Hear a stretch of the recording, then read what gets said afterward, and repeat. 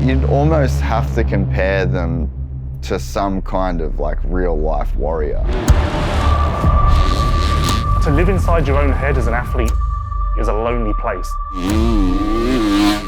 So RJ crashed, it looks like his wrist might be dislocated. I'm like, dang it, like, not again. Everyone talks about how the pressure, it gets to them and how it feels. That only exists if there's an expectation. Once you're on top, everybody's trying to knock you off. I mean, look at me, dude. I'm hurt, but what? To gain what? The sport was changing around him, the level was being raised, and he had to rethink his offering. If I had to walk away from racing today, would I be happy? Yes. Whether they think it or know it, the consequences of that is you can die doing this. And that's scary, to know that they have the capability and the willingness to go to that place 31 times a year.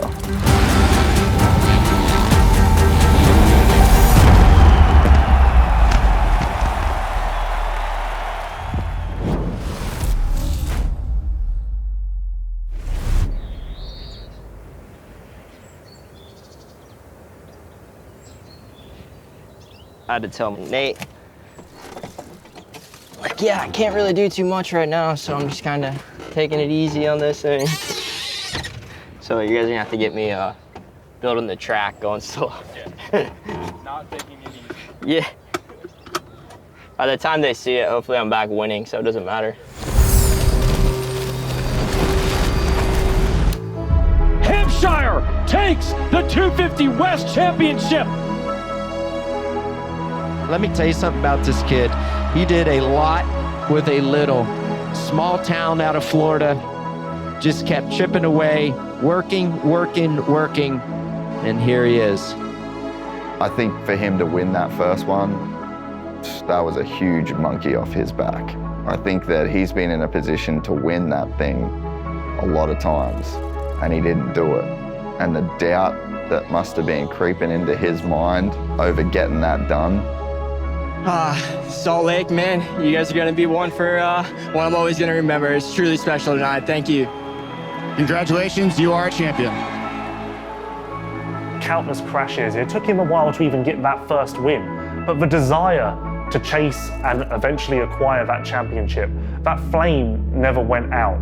And now that he's got one, I'd imagine that flame will burn even brighter, because he is the man now, and he can say that in front of the entire world and no one will disagree with him. I think he's been in pursuit of that feeling, that standing in sport for his entire life. What can that man do without carrying this burden around with him day to day, week to week? I think that's going to be one of the most fascinating parts about 2025. It's insane to even think about, like, just the past champions, and being that it took so long, like, you lose hope in that ever being you. And to write that in, just coming from, what I did and my story and my path. And I mean, each person has their own story, but man, mine's pretty crazy to even be in this situation now. So to have that championship definitely is huge. Something, like you said, something awesome just to look back on and be in the history books.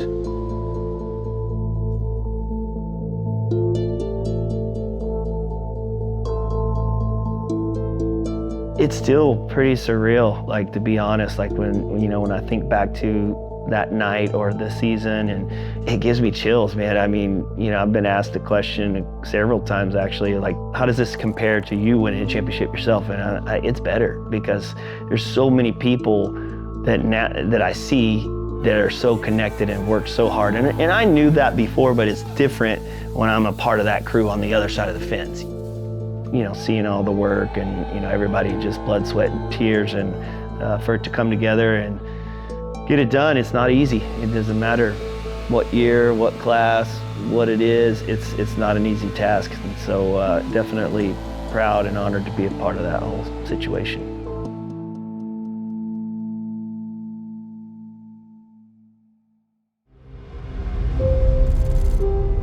After a great 2024 Monster Energy Supercross Championship, we saw 3 brand new champions in each of their respective classes. It is time to take it outside.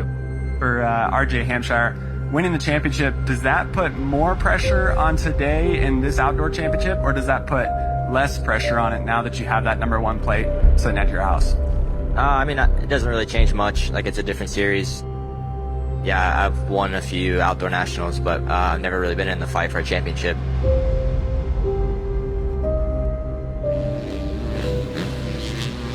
You have a plan sometimes, and a lot of the times it doesn't go your way. I think it's dislocated right now. But I see it back in. You got to go to the hospital. Yeah, I got to get this back in. Yeah. Dude, I just hit a massive rock. And then high-sided? Massive rock. I felt like it wasn't even real. Like, I didn't even feel the pain. Like, I just snapped my wrist in half.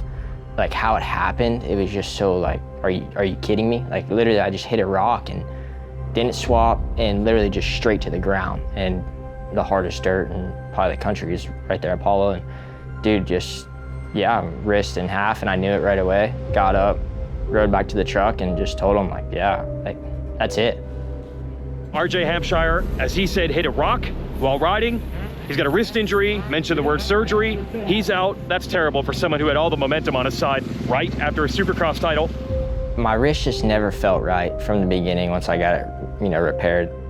The bone itself on the end of it was so far separated, so it needed pretty much a bone graft to fill. But I got to a point where it was about 60% healed. So I got back on the bike. Of course, like, I'm not one to not go racing if I can. Look at the number 24, returning the 250 Supercross West champion, broke his wrist at press day before this championship began. First race back for him. He's really here to get some seat time before the SMX playoffs that start in September.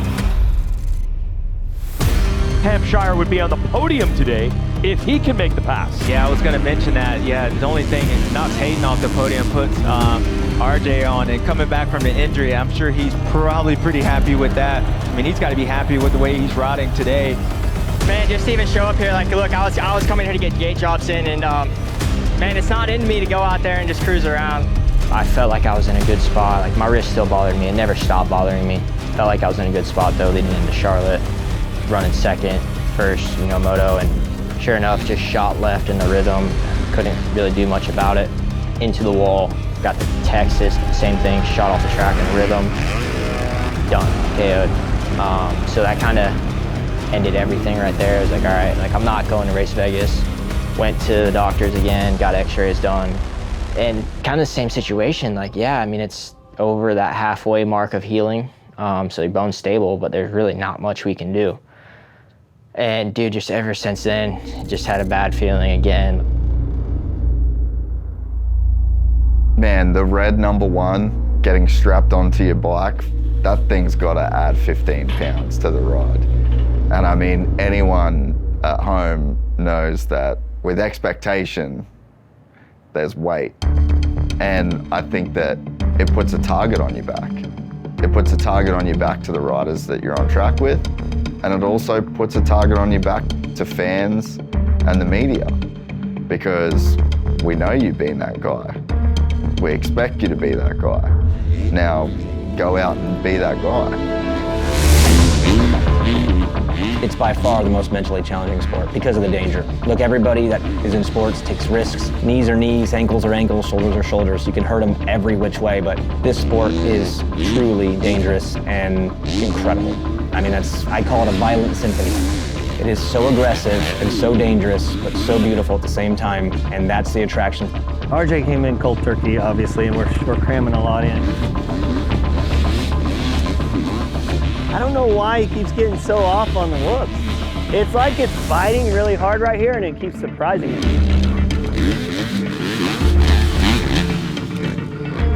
I can think of countless instances over the last 10 years where riders have ridden with broken shoulder blades, broken wrists, broken fingers, thumbs.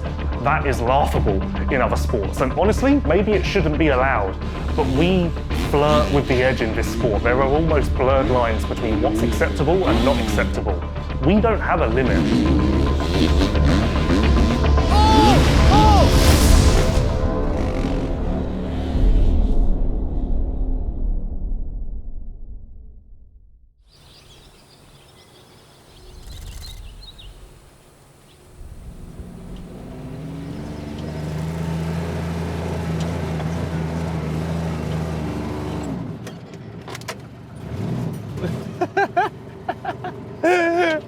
I thought I had enough. Crazy at one point, it's probably all gonna be houses. With all that coming, this place is gonna end up turning into I just think with that amount of people here, you'll eventually get to a point where, you know, you'll get crowded up. At least I can always say my dad built this place he didn't build it to last forever. He built it to be able to be successful for what we needed it for. And, you know, it's been over 20 years now, so it's definitely done served its purpose. Growing up here as a kid, it's like Candyland, basically, you know. I feel like this place definitely gave me the keys to become a professional. You know, the path was there, you know. You can walk out your door and you see the Supercross track or motocross track, and it's right in front of you every day. It was also to a point too where it's like, you know, you loved it, but also too you loved and hate it, because I felt at one point I was like, man, I can't get away from it.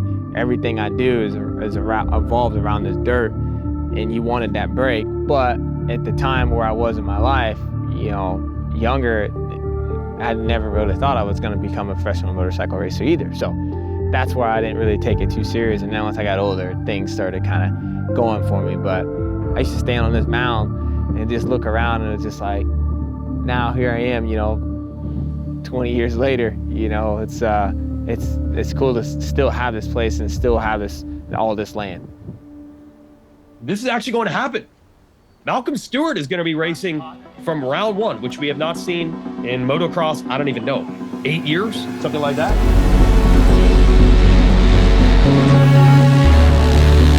It was really neat to go into the outdoor series, which Malcolm hasn't done a full outdoor series in so long, and just to watch him kind of learn and grow. I mean, it's weird to say that at his age and the depth that he's at in his career.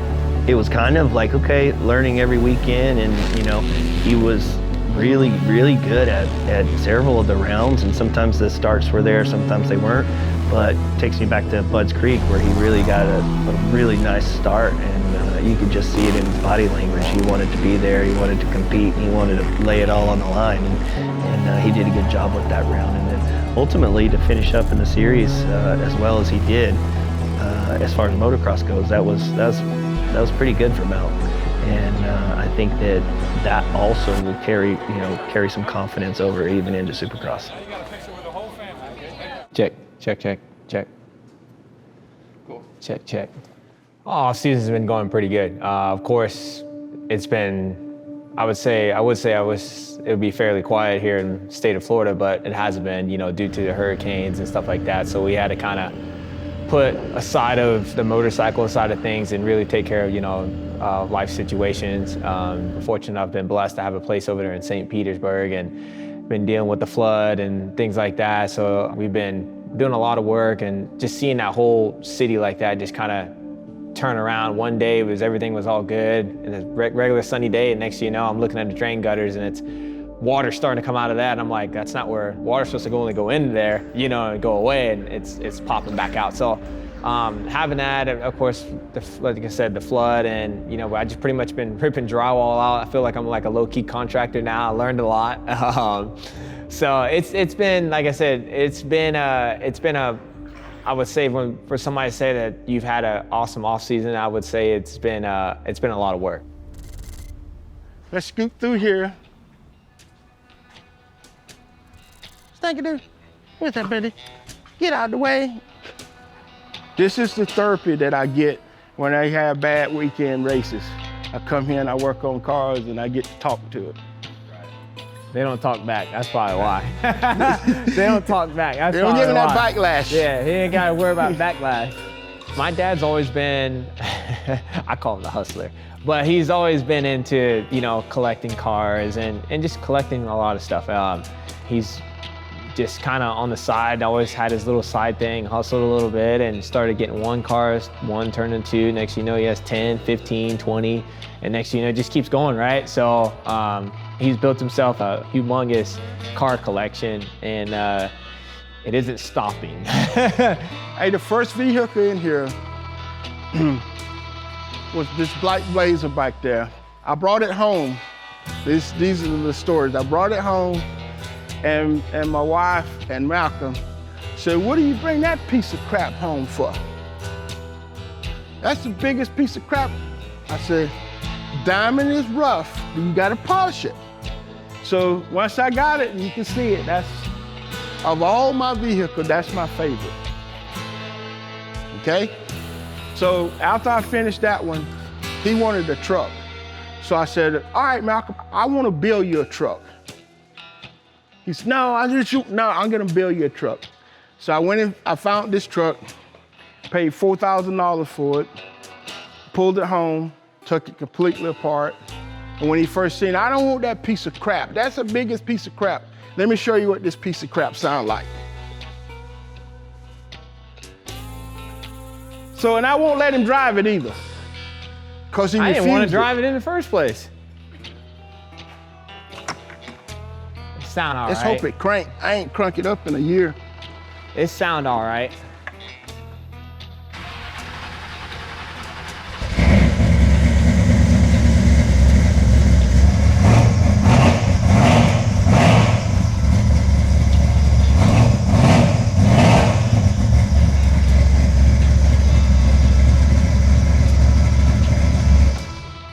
It sound all right. So this one's yours. No, it was gonna be mine, and I said no, because he said no when he first seen it. I don't want that piece of crap. I said it, and I meant it too. That's a piece of crap. It was. It was at the time. I couldn't see through it. You talking to a 10, 12-year-old kid, you don't know. It was. I knew when I saw the value of it, I didn't think there was no value into it. But mine is way better anyways, you know? I don't know, this one's pretty. Like I said, it's all right, you know? Wait, you got new gloves? Yeah! So those are, baby, come here. You got your green gloves. Right. Dad! Hey, Nish. Good. Better. Mm-hmm. Dad, You're all dirty? Did you already make my track or no? No, I was waiting for you. It's gonna be over there though. I already got it. What? Why? Why isn't it already done? I'll start with Husqvarna. They have one 250 rider this year in Supercross. That's RJ Hampshire. He's a defending West champion. Hurt his wrist. We presume that's gonna push him to East. Yeah, the feeling sucked. Like, dude, I remember riding with Nate to the doctor's office again. I'm like, dang it, like, not again. But it's also like, dude, like, I could not go racing and be confident with my wrist how it was. So if you're gonna send me racing for a whole year, would you rather me be at 100%, or would you rather me have a lingering injury, which what I had at SMX, and I crashed my brains out? So right away I had to look at the positive side of it. Like, look, you're gonna get healthy now, focus on that.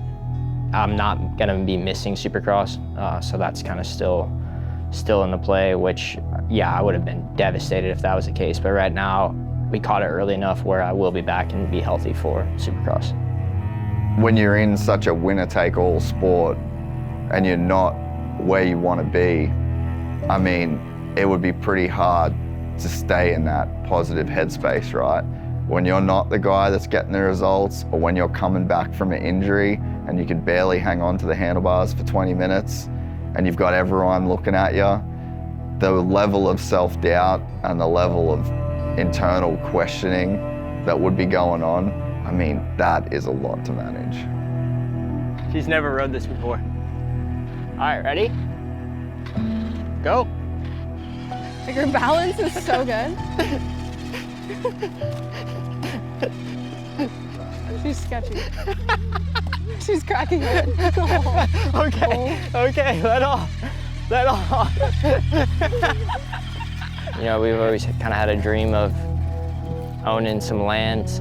I wish I would have bought it 10 years ago, because things probably would have been a lot cheaper back then. But yeah, just each year kept going by, and it's like, man, I wish we could have done this, wish we could have done this. And then, yeah, win a championship, and then just so happens I get hurt right after. So we had a lot of time to kind of sit and think and kind of look look for some property. This happened to pop up, and yeah, it just so happens that the year I win the championship is the year we find our land that hopefully we spend kind of the rest of our life at.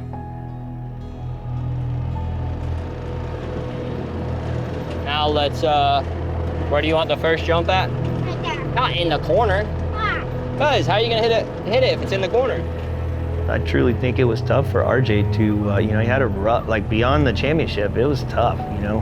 Comes back and races for a little bit, then has another spill, and, you know, had another, like a short setback before we got into testing. And, you know, sometimes you start questioning, like, every time I fall, I get hurt. How is that possible? And you just got to really get past that, you know, because you cannot focus on the negative or expect that to happen. When you start expecting it, it's going to happen. Right now it says 6 to 8 weeks I'll be in the cast, which will leave me a few weeks before A1. If I'm not confident going to A1 that I'm at my best, then I won't be there. I will be just preparing for East Coast. I want to be 100%, be all in on trying to win another championship.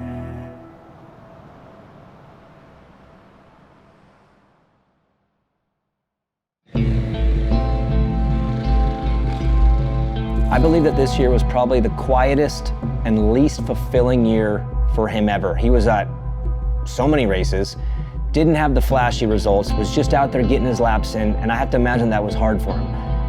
But I also think it was probably the best thing he could have possibly done in 2024. With the years he's had and these injuries and just the way it's gone, he needed a new foundation. He needed some stability, and with that came, I think, a lower speed, lower risk, more strength, more discipline, solid foundation. And I couldn't be more happy with how 2024 went, because I believe that 24 was a build year for 25. And I think he built perfectly.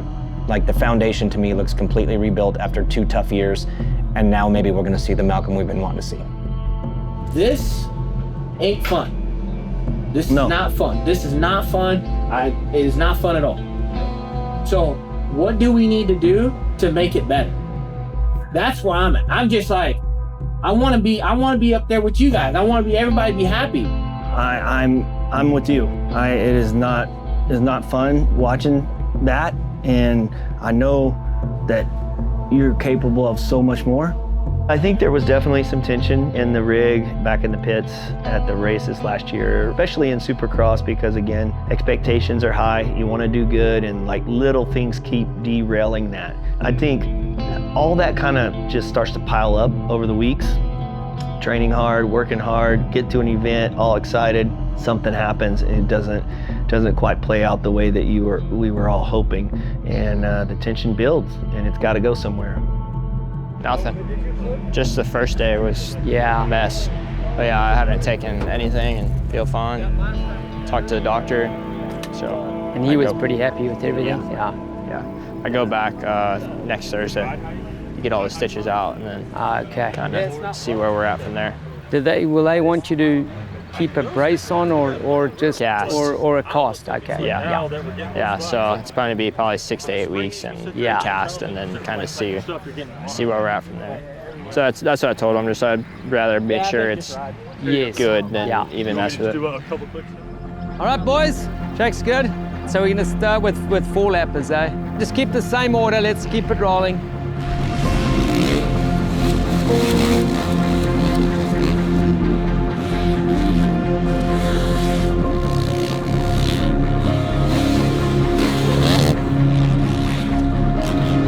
There's an expiry date on these guys. And there's also a point where you get into your 30s and people aren't going to look at you as a viable option for a title. You have such a small window to make it work. And I think that that's another thing that just makes this sport so gnarly. Good mulch. Yeah, nice and steady, man. How did that feel? Doable? You got another 3? Stop. Okay, well, we can go 8. I think you're capable. I can do it, but. Yeah. Well, I want to push because it is. Oh no, I mean. But if you can. If I feel sketchy, I'll slow her down. All right. Good.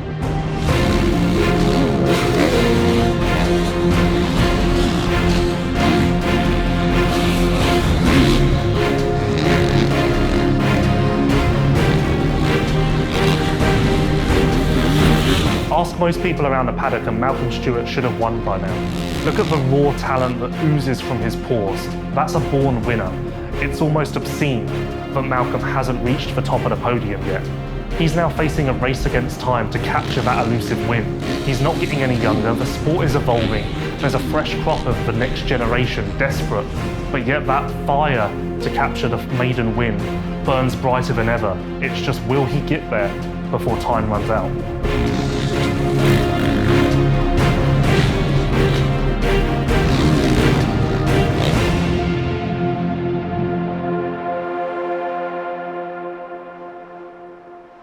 It's kind of the same mindset I've had in my past is just getting to the race is probably one of the hardest things, right? And then racing the race is the easiest. And I think I always told myself weekends are easy because the hardest part is getting to the race, right?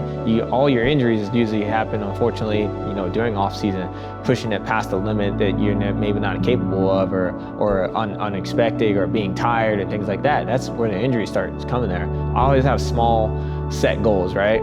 Anybody that's sitting here we don't have any interview. Everybody wants to win. Everybody wants to do this and that, but we have to kind of get there in reality first before we can start setting everything. And you have it all in your back of your head where you want to be, of course, right? That's why we do this. That's why I put my head down. That's why I go through this boot camp. That's why I suffer. But I'm gonna suffer first, and then I'm gonna tell you the story of where I feel like I'm at.